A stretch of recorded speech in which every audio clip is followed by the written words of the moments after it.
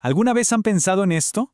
¿Qué pasaría si la identidad espiritual de una persona no comenzara aquí en la tierra, sino que estuviera definida desde antes, mucho antes de la creación del mundo? Bueno, hoy vamos a explorar justo esa idea, a través de un mensaje titulado A los llamados santos y fieles.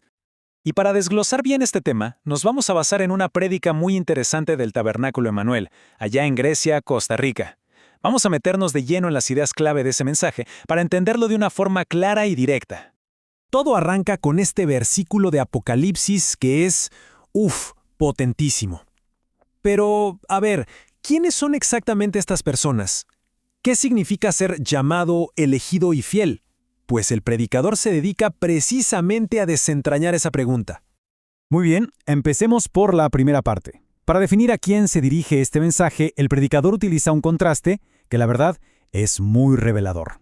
A ver, para explicar el tipo de madurez que se necesita para recibir ciertas revelaciones, el predicador pone en la mesa a dos iglesias. Por un lado tenemos a la de Corinto, grande sí, pero inmadura, carnal, dividida.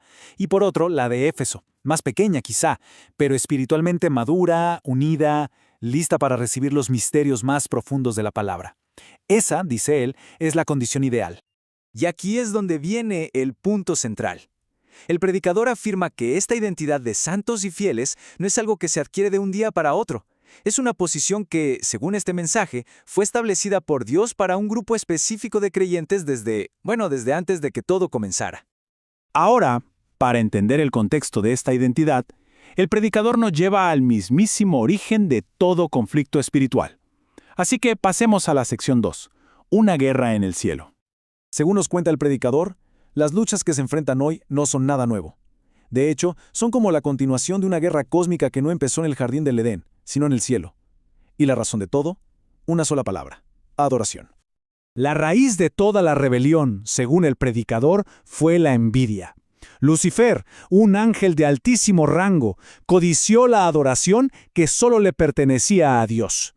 Ese deseo de ser adorado fue la chispa que encendió el primer gran conflicto de la existencia. Aquí el mensaje nos da una interpretación simbólica muy particular. Citando al hermano William Branham, a quien se refiere como profeta de Dios, el predicador explica que la cola del dragón no era algo físico, para nada. Representa más bien la mentira, el argumento que Lucifer usó para engañar a los otros ángeles. Y vaya que esa mentira fue efectiva, devastadoramente efectiva. Con ella, logró convencer y arrastrar consigo a 1/3 de los ángeles del cielo. Imaginen eso. Los apartó de su propósito original de adorar a Dios. Pero bueno, ante esta rebelión se formaron dos bandos. No había puntos medios. Los ángeles que quedaron, liderados por Miguel, tomaron una decisión consciente. Se mantuvieron firmes, eligieron pelear para defender la soberanía y la adoración a Dios. Y esa batalla celestial pues tiene una conexión directísima con nuestra realidad. Con esto entramos a la tercera sección, donde el predicador explica cómo ese campo de batalla se trasladó a la tierra. La secuencia de eventos, según el mensaje, es bastante clara. Primero, la guerra por la adoración empieza en el cielo. Segundo, los ángeles tienen que elegir un bando. Tercero, el líder de la rebelión es expulsado y arrojado a la tierra. Y cuarto, esa misma guerra es la que continúa hoy. El predicador lo resume de una manera muy directa.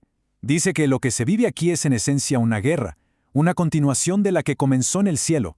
Esto significa que las luchas y dificultades espirituales no son cosas aisladas, son parte de un conflicto milenario que simplemente cambió de escenario. Y todo esto nos lleva a la parte final del mensaje, que es, sin duda, la más alentadora. Porque aunque la batalla continúa, el resultado final, ese nunca estuvo en duda. La victoria está asegurada. ¿Y por qué es tan segura esa victoria? El mensaje lo deja claro. Se debe a dos razones clave. Primero, la autoridad suprema del Cordero, que es Señor de señores y Rey de reyes. Y segundo, la identidad de quienes están con Él, los llamados, los elegidos y los fieles.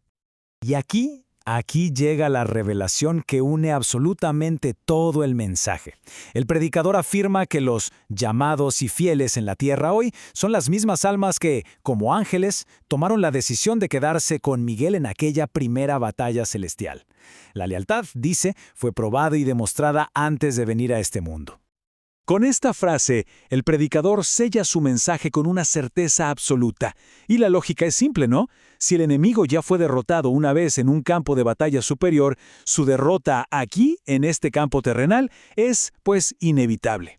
La historia, por así decirlo, ya está escrita. Y el mensaje nos deja con ese pensamiento final, una pregunta que realmente te cambia la perspectiva. Si la victoria ya está asegurada, entonces la lucha diaria no es para ganar, sino que se pelea desde una posición de victoria ya obtenida. La pregunta no es si se ganará, sino cómo se vive sabiendo que ya se ha ganado. Gracias por escuchar este mensaje. Si deseas ver la prédica completa en video, visita nuestro canal de YouTube, Tabernáculo Emanuel, en Grecia, Costa Rica. El enlace está disponible en la descripción de este podcast.